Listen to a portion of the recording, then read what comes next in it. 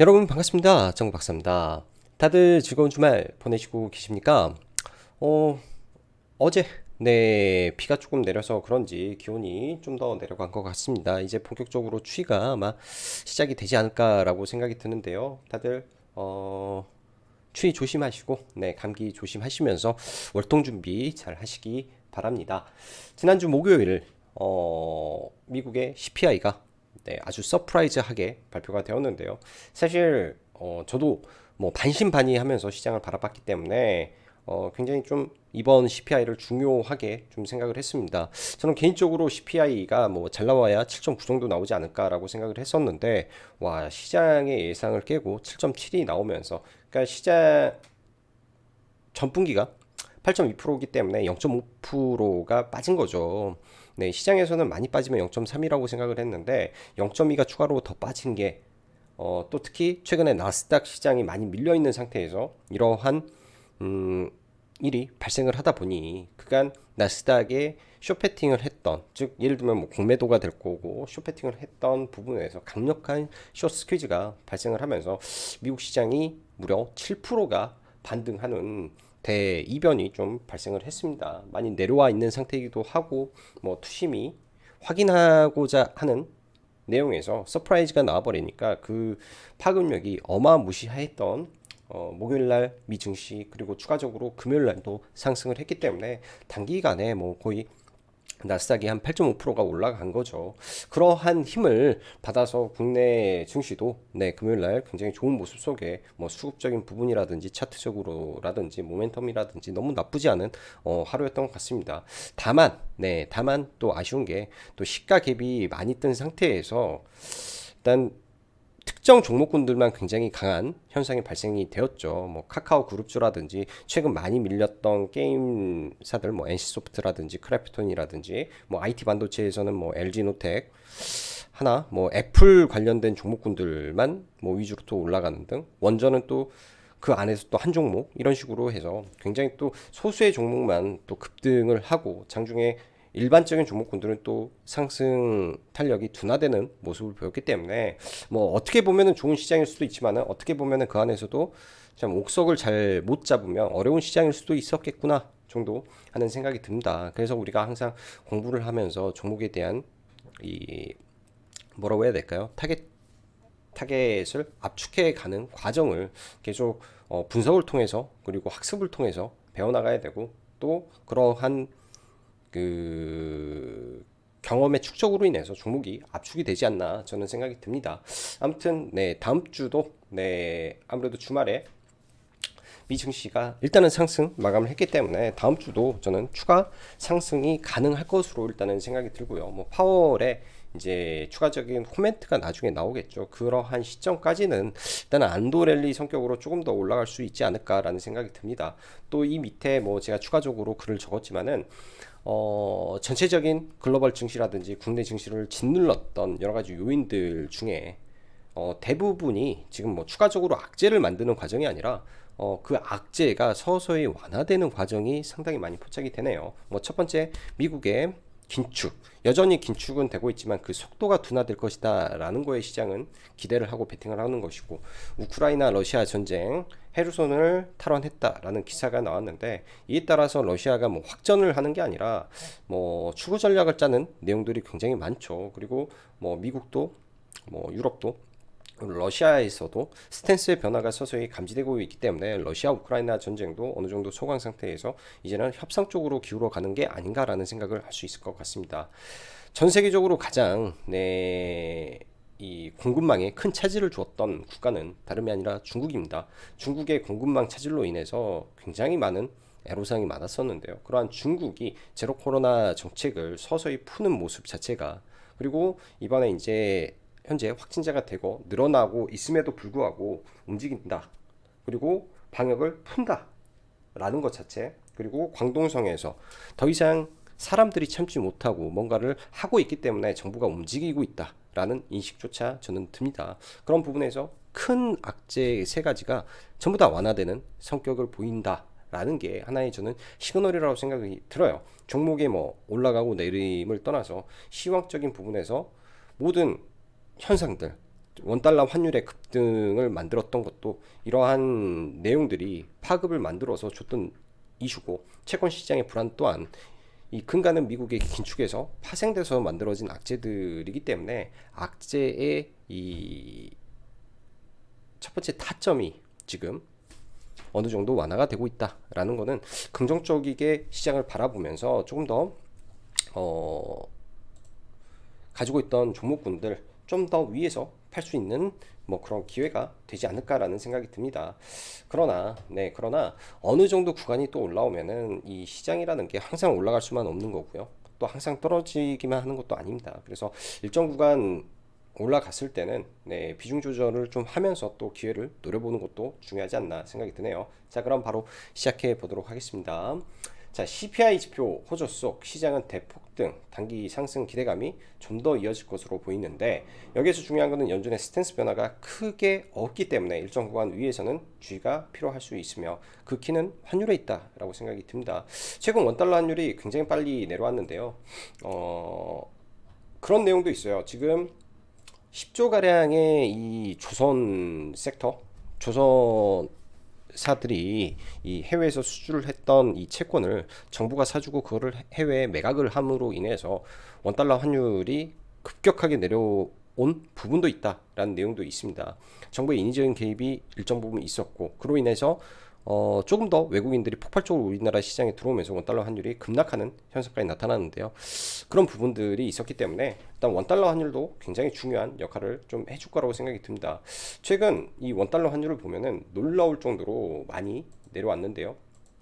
놀라울 정도로 단기간에 많이 내려왔는데, 이 환율 자체가 이러한 이제 지지 이 돌파를 했던 구간까지 내려와서 여기서 추가적으로 내려왔을 때 뭐 1250원 정도 혹은 1300원을 깰 때부터는 더 이상 이 하방 쪽으로 내려가는 힘이 또 약해질 수가 있습니다. 그걸 보면서 환율의 이 저가 지지가 나와버리는지, 그러면은 주가의 상승폭도 둔화가 될 수 있기 때문에 그 현상을 같이 보면서 시장을 분석해 보시면 저는 좀 더 도움이 될 거라고 좀 보여집니다.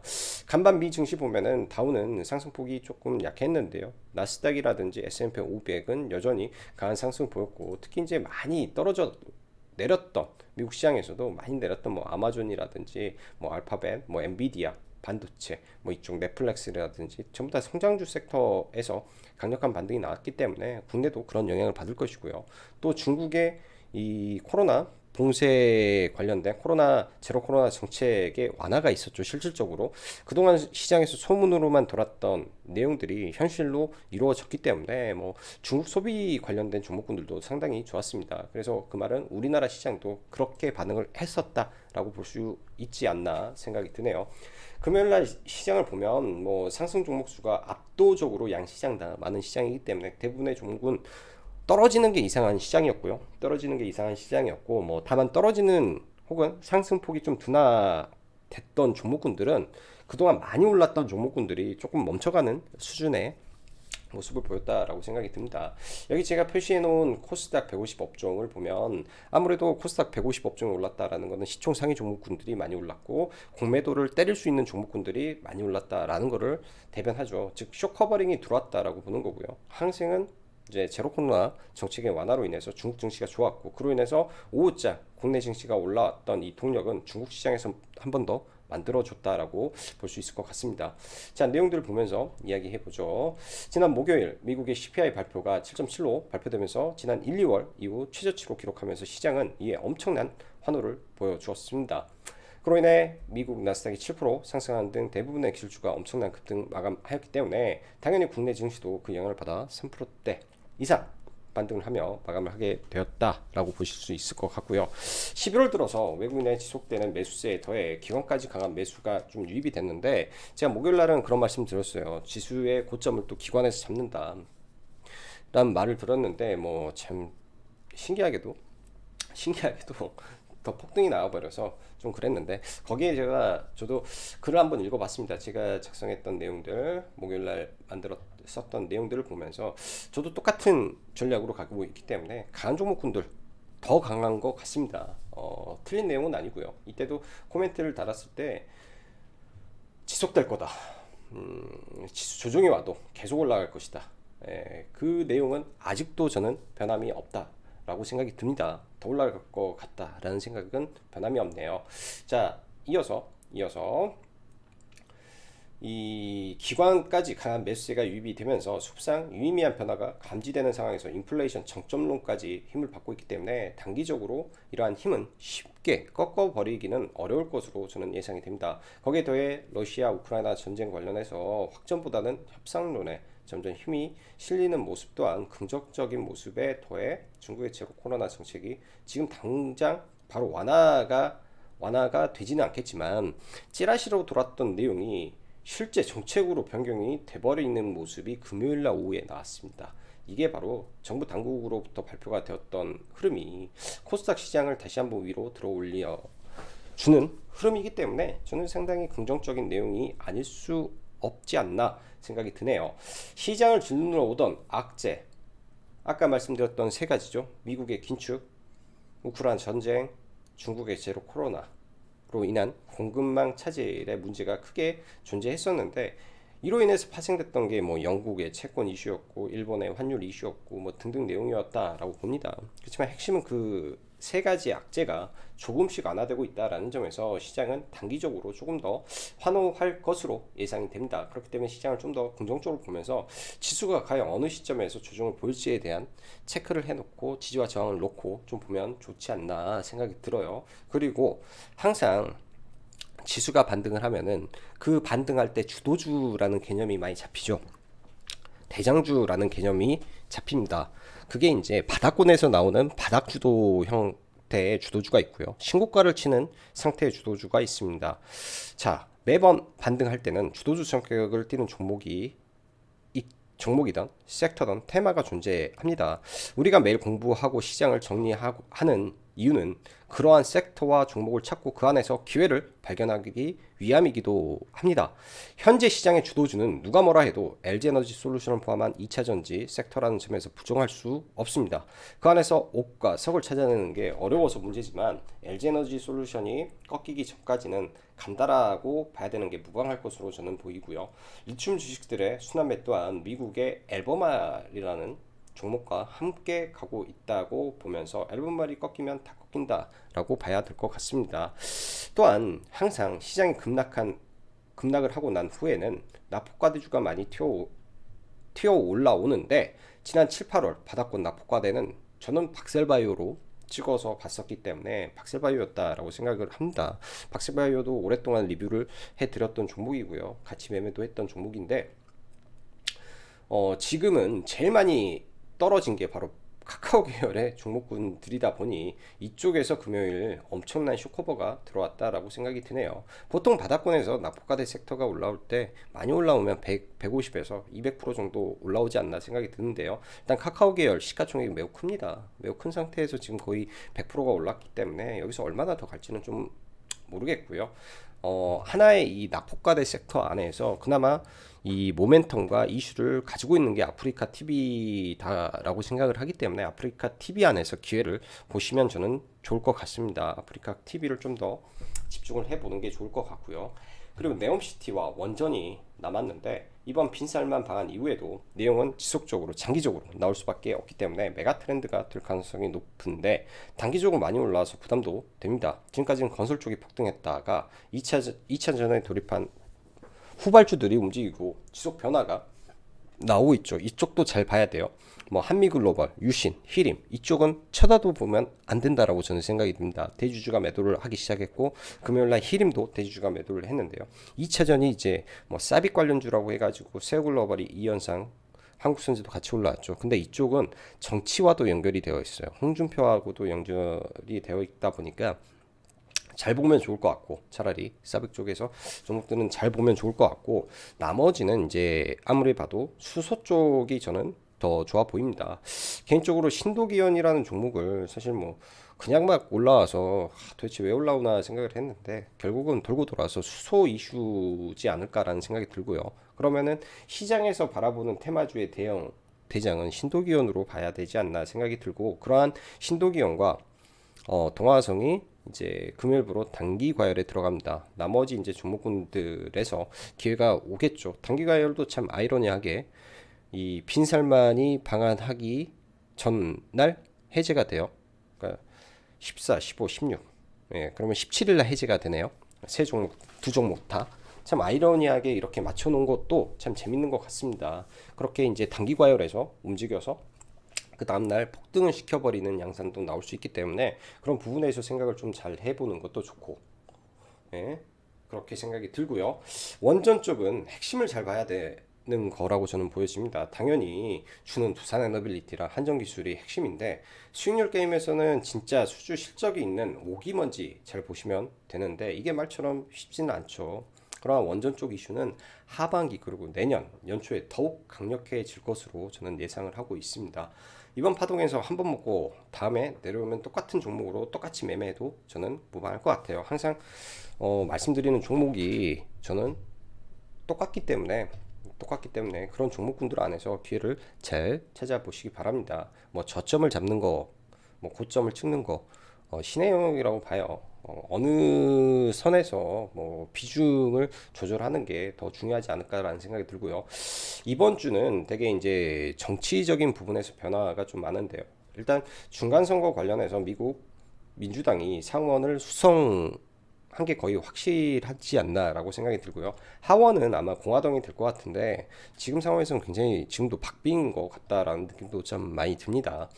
일단 월요일날 열러봐야 되겠지만 이 친환경 섹터와 IRA 관련해서 이제 불확실성이 좀 거쳤다라고 보는 게 좀 맞겠죠. 그래서 좀 더 움직임을 보여줄지 아마 그럴 가능성이 좀 있어 보이기 때문에 친환경 섹터랑 뭐 IRA 관련된 종목군들 월요일날 움직이는 거 같이 봐야 될 것 같고 14일날 미중 정상회담이 예정이 되어 있습니다. 당연히 대만 문제 나오겠죠. 전쟁도 불사하겠다, 응? 무력도 사용하겠다라는 중국의 미국과의 대화이기 때문에 그런 부분하고 최근 여전히 규제의 칼날을 더 매섭게 갈고 있는 미국이기 때문에 중국은 불만을 토로할 것이고 미국은 그래도 고다라는 말을 저는 할 것 같습니다. 이런 부분이 이제 문제를 야기한다면 또 히토류 관련된 종목이 움직일 수도 있는 거고요. 그래서 저는 이쪽에 사실은 크게 의미를 부여하고 싶지 않아요. 예, 의미를 부여하고 싶지도 않고 매매도 안 할 겁니다. 근데 이슈가 있다라는 점만 보면 될 것 같고요. 윤석열 대통령과 이제 빈살만 회담이 예정이 되어 있고 5대 기업 면담도 이번 주에 진행이 될 겁니다. 일단 정부는 원전 세일즈를 하겠다고 이미 말을 해놓은 거예요. 예, 그러니까 원전, 사우디 연결된 종목 뭔지 이거 잘 보시고 수소 19년도에 MOU를 맺었던 이력과 이번에 제가 지속적으로 말씀드리지만은 이 사우디는 산유국이자 이 그러한 천연가스와 석유를 기반으로 할 수 있는 수소 산업에 목숨을 걸고 있다라고 저는 봅니다. 그래서 수소는 엮일 걸로 생각이 들어요. 무조건적으로 이쪽이 엮일 수밖에 없는데 다행히 한국의 이러한 산업이 사우디보다 앞서가고 있고 하다 보니 이런 쪽에서 협력의 의지가 강할 수밖에 없겠죠. 19년도의 MOU와 지금의 협상, 연결선상에서 가장 밀접한 가능성이 있다라고 보여집니다. 5대 기업 면담에서는 뭐 당연히 삼성 이재용 부회장이 면담을 하겠죠. 네, 또 각별한 사이라고 하면 그리고 올해 2월 달에 삼성 엔지니어링의 14조 LNG 송유관 수주까지 한다면 당연히 삼성 엔지니어링 연결 대상에 들어갈 것이고 또 스마트 시티와 UAM, 모빌리티, AI, 에너지 정도 안에서 옥을 가려보면 될 것 같아요. 그래서 이번 주는 이미 섹터와 방향성이 다 결정이 되어 있는 상태이기 때문에 그런 점 생각을 해보고 금요일 이 17일 날 방한을 한 이후에 이보다 더 강력한 모멘텀이 바로 나올까라는 걸 생각을 해보면 제로 소멸의 가치도 있다라고 보여집니다. 그러면 그때까지 혹은 그 전에 종목을 들고 가서 그때부터 막 정리를 해 나가는 전략으로 가는 게 좀 더 유리하겠죠. 자, 2차 전지 뭐 대장주 위주로만 계속 보시고요. 지금 현재 리튬에서는 금양도 있었고 미래나우텍도 있었습니다. 근데 너무 고점이에요. 하이드로 리튬도 고점이긴 한데 해볼만 하다라고 생각을 해서 보고요. 전일 영상에서도 그랬습니다. 굉장히 비싸고 높지만은 이 안에서 매매를 안 하면 뭘로 단기에 돈을 벌 건지 그걸 생각해 보면 비싸도 매매할 수밖에 없다라고 저는 봅니다. 그래서 매매하는 거고요. 원전 이 안에서 옥을 잘 차려 보시면 좋을 것 같아요. 다 좋아 보이니까 수소 마찬가지고요. 자, 시간의 종목은 뭐 별 다른 게 없어서 크게 볼 건 없는 것 같네요. 시간의 종목 같은 경우는 별 다른 게 많이 없고 YTN 매가 확정돼서 네, 한국경제TV가 이제 YTN의 지분은 10% 정도 확보를 한 상태이기 때문에 한국경제가 유리하다 뭐 그런 관점에서 올라간 것 같습니다. 그 외에는 뭐 이번 주에 뭐 특별하게 뭐 보잉 CEO 방안, 마이크로소프트 CEO 방안 뭐 그 정도 일정이지 않나 생각이 드네요. 자, 어,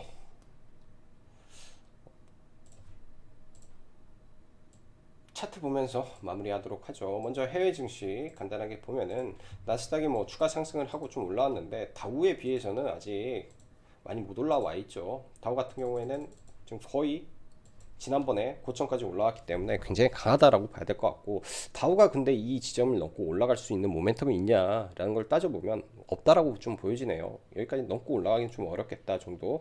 단순하게 다우가 버티면서 나스닥이 키 맞추기 성격의 반등 정도 나오지 않을까? 뭐 어디까지 올라갈까요? 뭐 올라가면 뭐 이 정도? 12,000포인트 근처까지 올라가는 뭐 키 맞추기 성격 정도의 흐름이 좀 예상이 되고요. 국내도 코스피를 보면은 훨씬 셉니다. 바닥에서 15%가 지금 올라왔는데요. 지난번에 15%가 빠졌고 이번에 15% 정도 상승한 상태에서 2,500포인트를 넘고 여기를 올라가는 만한 이슈를 가지고 지금 올라간 건지 그거는 미지수지 않나 생각이 듭니다. 최대 목표치를 2,500포인트로 놓고 봐야 될 것 같고요. 코스피가 상승 탄력이 좀 둔화되는 상태에서 코스닥이 좀 더 올라가 주기를 개인적으로는 좀 바라고 있고 지금 61선 2평에 딱 걸려 있는데 이걸 돌파하면은 단기간에 상승 탄력이 좀 더 나올 거로 생각이 들어요. 그래서 많이 올라간다면 뭐 760포인트 언저리까지 코스닥은 원래 네, 올라가기 시작할 때 탄력이 더 세게 올라가는 경향이기 때문에 그냥 단기적으로 데드캣 바운스 성격이라도 이런 121선 근처까지 터치하는 모습은 보여줄 것 같습니다. 그래서 코스닥을 이제부터는 좀 집중을 해서 볼 필요도 있을 것 같고요. 레버리지를 저희도 지난번에 떨어질 때 이런 구간에서 좀 잡아놨고요. 레버리지도 시장이 올라가면 레버리지도 더 올라갈 걸로 저는 생각이 듭니다. 1차적으로 이런 자리까지 올라온 상태에서 단기적으로는 8,500원까지 레버리지도 가능성을 열어놓고 봐야 되지 않나 생각이 들고요. 탄력은 레버리지가 좀 셀 거라고 좀 보여집니다. 여기서 추가적으로 한 10 몇 프로 정도는 더 올라갈 가능성을 저는 좀 보고 있고요. 자, 대형주 보죠. 삼성전자가 어느새 63,000원대까지 올라왔기 때문에 삼성전자가 20% 정도 올라와서 굉장히 좀 강한 모습을 보여줍니다. 일단 삼성전자가 많이 올라와서 코스피를 많이 끌고 올라온 경향도 있고 또 LG에너지 솔루션이 신고가를 지속하고 있는 경향도 있습니다. 저도 이거 이제 마킹만 좀 해가지고 좀 가지고 있다라고 말씀드렸는데요.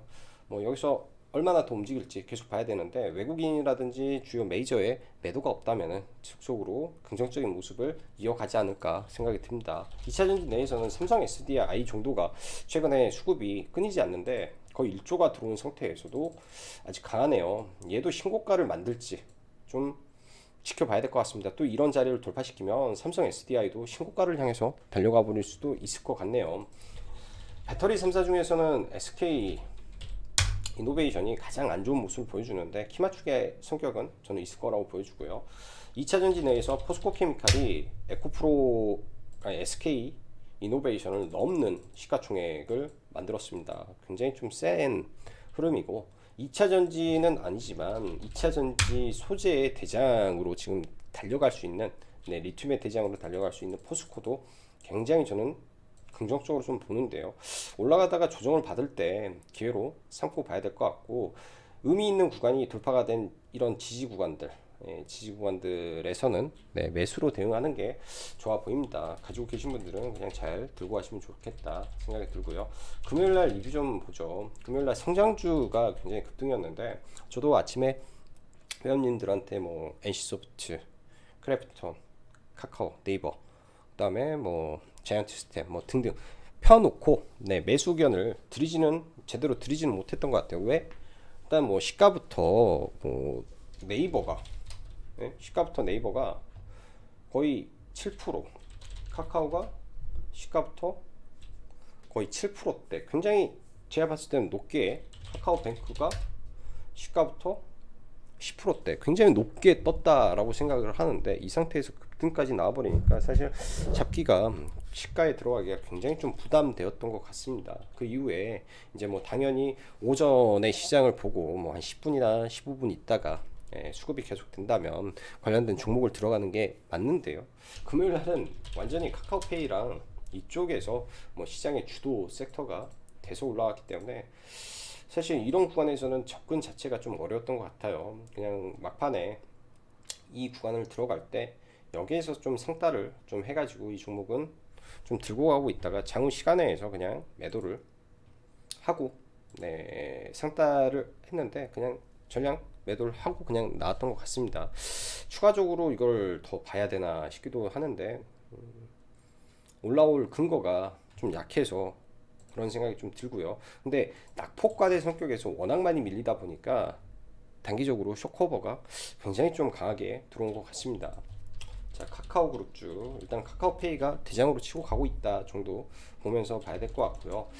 아프리카 TV를 리뷰를 한번 하면 좋을 것 같은데, 바닥권에서 초대량 거래가 발생을 했죠. 일단 밀릴지 안 밀릴지는 모르겠어요. 밀릴지 안 밀릴지 모르겠는데, 트위치의 한국 철수 이슈가 저는 적지 않은 이슈라고 생각이 들어요. 철수할지 안 할지 모르겠지만 아무튼 의미 있는 변화가 나왔기 때문에 바닥에서 굉장히 많은 자금도 들어왔고, 카타르 월드컵도 다음 주에, 다다음 주에 진행이 되기 때문에 어떠한 이슈에 의해서 좀 밀린다면 잡아야 된다라고 보여집니다. 잡고 뭐 반등해서 뭐 어디까지 올라갈지 모르겠지만 잘 반등을 해주면 목표 주가 설정 범위도 이런 자리까지는 봐볼 수 있겠죠. 목표 주가 설정 범위도 이런 자리까지는 봐볼 수 있지 않을까라고 생각이 들어요. 자, 지난번 8월달에 하락장에서는 박셀바이오가 저는 대장이었다라고 말씀드렸죠. 이런 바닥권에서 이미 시그널을 줬던 종목이 이렇게 올라왔었어요. 지난번 반등장에서는 박셀바이었고, 이번 반등장에서는 이상하게 카카오페이 이쪽이 강력하게 올라오다 보니까 조금 아쉬운 부분도 많이 있는 것 같습니다. 또한 아프리카 TV도 이 낙폭과대주 안에서 지금 반등이 나오는 거죠. 그래서 낙폭과대주 안에서 대장주로 들어갈 만한 종목이기 때문에 아프리카 TV 잘 보시고요. NC소프트도 반등이 제법 세게 나왔는데 우려했던 실적적인 부분에서 전혀 쇼크가 없다 라는 관점 첫 번째, 그 다음에 내년부터 신작이 되고 출시가 되는 부분도 있어서 NC소프트도 어느 정도 선까지는 정상화가 저는 이루어질 수 있을 거라고 좀 보여지네요. 그게 이제 60만원 선까지의 회복을 좀 바라보면서 중장기적으로 좀 지켜봐야 되지 않을까라는 생각이 드네요. 이런 구간에서 바닥은 일단은 확인이 됐기 때문에 많이 밀리더라도 이렇게 박스를 그리고 좀 올라가는 모습이 좀 나와주지 않나 생각이 든다 정도로 좀 보여집니다. 원전 보죠. 두산 에너빌리티부터, 일단 무거운 종목이기 때문에 두산 에너빌리티는 그냥 놔두고 보는 게 맞을 것 같다 생각이 들고요. 결국은 이런 윗자리까지 올라온다 생각이 들고, 관건은 한정기술이 지금 옆으로 횡보를 하고 있죠. 힘을 모으는 걸로 저는 일단은 판단을 하고 싶습니다. 장기 평선에 좀 걸려 있는데요. 예. 이런 윗꼬리들을 돌파하는 날 혹은 수급이 강하게 들어오면서 뭔가 변화가 있는 날에 맞춰서 매매하는 게 좋을 것 같고, BHI는 종목을 이제 저희가 이런 자리에서 들어갔죠. 이런 자리에서 들어가고, 뭐 이때는 시장이 너무 안 좋아서 뭐 추가적으로 사라고 말씀을 좀 못 드렸던 것 같습니다. 그래서 제 평단은 이제 저희가 뭐 이런 구간에서 제 평단이 형성이 되어 있고요. 어제부터 본격적으로 매도를 좀 진행을 하고 있습니다. 어제 이제 8,800원 정도 목표가를 잡고 봤는데 아무래도 지금의 상승 자체가 더 세기 때문에 좀 더 위에까지 저는 봐도 되지 않을까라고 일단은 생각이 들고요. 일단 사우디 원전 관련해서 독보적인 대장이라고 저는 생각을 하는 게 BHI라고 보여집니다. 스마트 원전의 대주주라는 그 타이틀은 굉장히 큰 거기 때문에 그런 부분들 생각하시면서 보유하신 분들은 좀 더 높게 좀 보면 어떨까라는 생각이 드네요. 지금 급격하게 V자로 올라오는 이 힘이 평소와는 많이 다르기 때문에 여기서 밀렸다 좀 밀리더라도 이렇게 치고 올라올 수 있는 가능성이 있어 보입니다. 그래서 저는 단기적으로 8,800원을 목표로 봤었는데 목표 주가 상향을 좀 하고 보고 싶을 종목이라고 좀 보여지네요. 그래서 BH 좀 더 긍정적으로 보시면 좋겠다 생각이 들고요. 리튬 관련해서 뭐 금양이 있고 미래 나노텍 있죠. 그리고 이수화학이 있습니다. 하이드로 리튬이 있고요. 자, 차트를 보시면 하이드로 리튬이 가장 급격하게 올라왔고 첫 번째 올라왔던 종목에 최근에 금양이 대장주로 치고 가서 강하게 슈팅이 나왔습니다. 근데 금양은 단기 재료가 소멸됐고 하이드로 리튬은 아직 시생산을 하지 않았기 때문에 그런 기대감이 좀 더 이어지고 있지 않나 생각이 들어요. 그래서 어제 목요일 날도 그런 부분에서 말씀 좀 드렸고요. 하이드로 리튬만 좀 매매를 했던 것 같아요. 회원님들하고 같이 했는데 한 차례 손절 한번 하고요. 두 번째는 돌파가 굉장히 빨리 나와서 예약 매수로 걸어놨던 게 좀 들어가서 좀 제법 상승률이 많아가지고 VI에 좀 매도를 하고 마무리를 졌던 것 같습니다. 그래서 하이드로 리튬 하나 매매를 했었고요. 자, 금양이라는 종목 많이 밀려 내려왔는데 나중에 어디까지 밀릴지 많이 밀린다면 이런 자리까지 내려온다면 그때는 관심을 가져볼 것 같은데 지금은 좀 애매하지 않나 생각이 듭니다. 자, 이수학도 11월 중 시생산 12월 중 고객사에게 인도 그런 재료가 존재하죠. 그래서 어디까지 밀리는지만 체크하고 좀 보면 될 것 같아요. 매매는 바로 들어가기는 좀 그런데 그것만 좀 보고 하면 될 것 같습니다. 자, 수소 쪽 보죠. 수소 쪽 먼저 두산 퓨어셀 굉장히 견조하게 올라가고 있는데요. 두산 퓨어셀도 이 윗구간에서는 접근하면 안 되겠죠. 아직 실적이 나오는 단계가 아니기 때문에 접근하면 안 될 것 같고 급락하면 하락하면 접근을 해야 되고 JNK 히터 매도 의견 드렸고요. 추가적으로 뭐 좀 올라왔었는데 뭐 저는 이거 좀 밀렸으면 좋겠어요. 밀렸으면 좋겠다 생각이 듭니다. 혹은 돌파를 시켜버리던지 둘 중 하나를 해야 될 것 같아요. 지금 좀 어중간하다 생각이 들고 최근에 시장에서 대상으로 올라왔던 게 동아화성과 신도기현이 수소로 좀 올라왔는데 둘 다 단기과열 예고가 걸렸습니다. 단기과열에 많이 밀린다면 단기과열에서 하루 이튿날 둘째 날 정도 매수를 좀 해보면 괜찮겠다 정도 생각이 드네요. 한 두 번 정도. 그리고 친환경 쪽 보죠. 대명에너지가 미국의 민주당 관련된 이슈로 한번 한 차례 올랐는데 또 다시 민주당의 상원 장악이라는 키워드로 이런 자리를 돌파할지 여부를 월요일날 체크는 해놓고 보셔야 될 것 같네요. 이런 부분을 체크는 해놓고 봐야 될 것 같고 여기에 이제 CS 윈드가 단기 박스권을 돌파하려고 시도를 하고 있죠. 최근에 수급도 많이 좋아졌기 때문에 그런 수급에 의해서 돌파를 하면서 올라갈지 좀 봐야 될 것 같습니다. 옥이 가려지는 시장이다 라고 할 수 있는 거고요.